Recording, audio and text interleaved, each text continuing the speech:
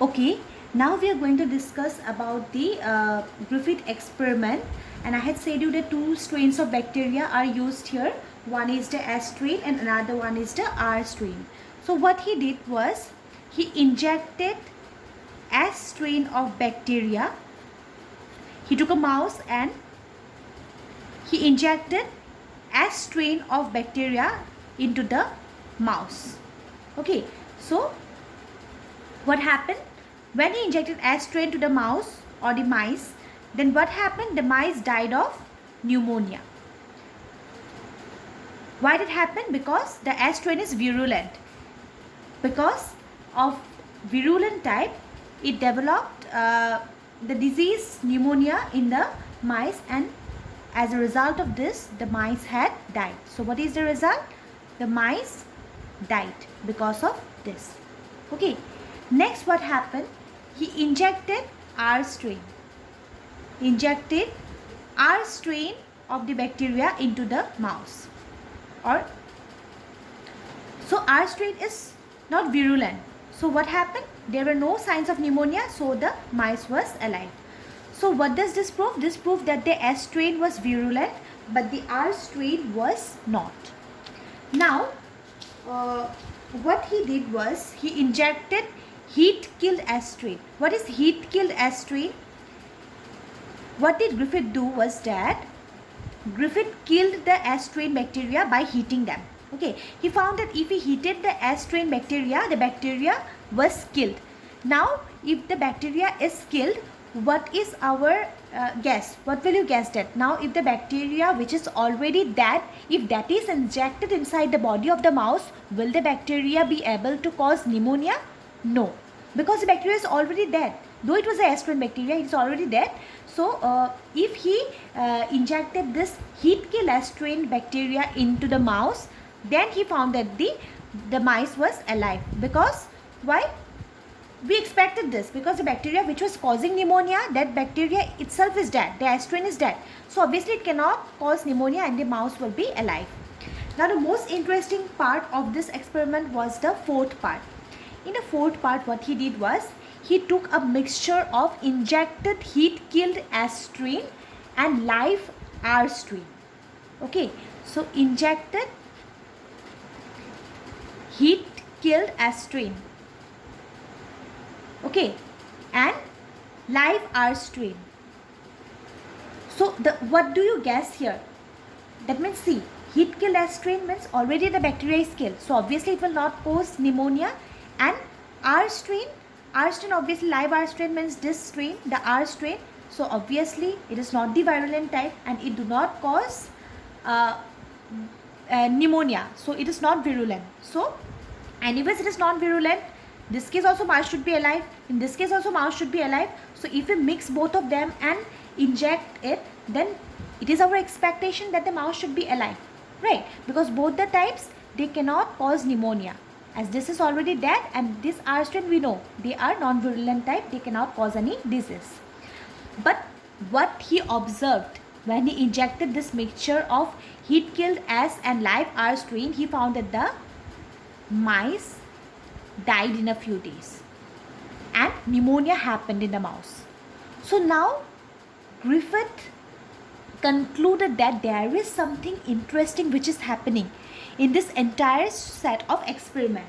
So this proved the fourth set of experiment actually proved that something was transferred from the heat-killed S strain to the live R strain.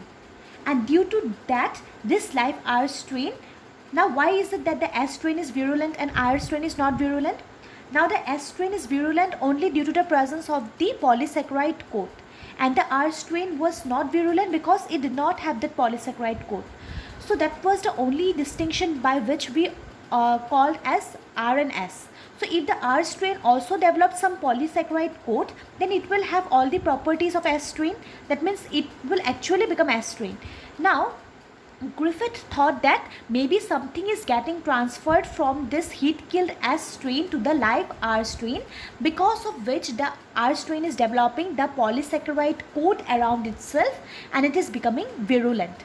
So that is what was his assumption. But now the question was, what is it that is getting transferred?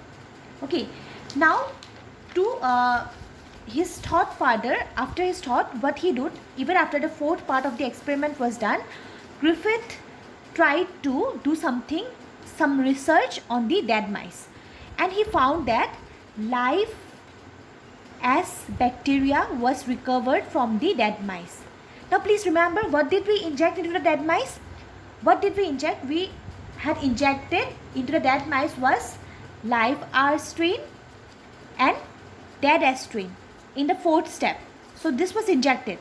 But now when the mice is dead, when some investigation or research was done on the body of the mice, then it was found that live S bacteria was present. See, it is interesting, right? So now this confirmed his thought. He was thinking of that thought only, that there was something which was causing the R strain to develop a polysaccharide coat and then change to S form. So he concluded that something caused the bacteria to change from one type to another type. That is, something caused the live R strain to get transformed into live S strain. Because it was not possible for the dead S strain to become alive, because that is impossible. It's already killed. Those bacteria cannot become alive. So the next option available is that the live R strain bacteria, they transformed into live S strain bacteria. But even for that, he was wondering that what would have caused that? What would have made this transformation possible? So this is when he gave his conclusion that there was some transforming principle that transferred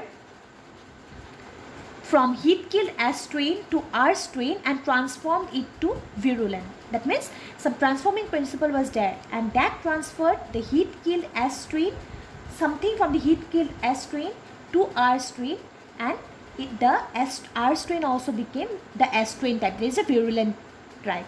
So what is the thing that got transferred from the dead S strain to the R strain, and because of which the R got changed into S? That means something got transferred from the dead S to live R strain, and because of this transfer, this live R strain later on became virulent or the S strain type.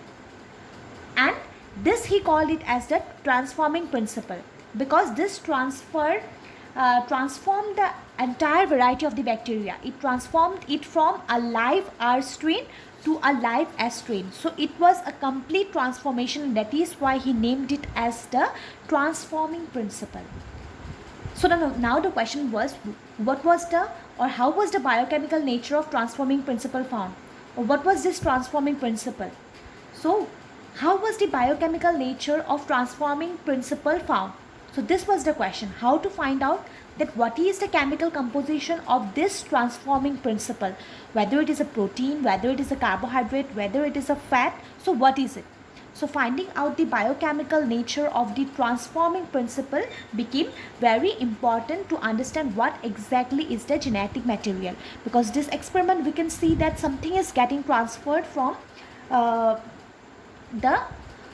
from one bacteria to another bacteria. So if we get to know that something, we will know that this molecule helps in transferring stuffs from one organism to another, and that is how we will conclude that they are the genetic material.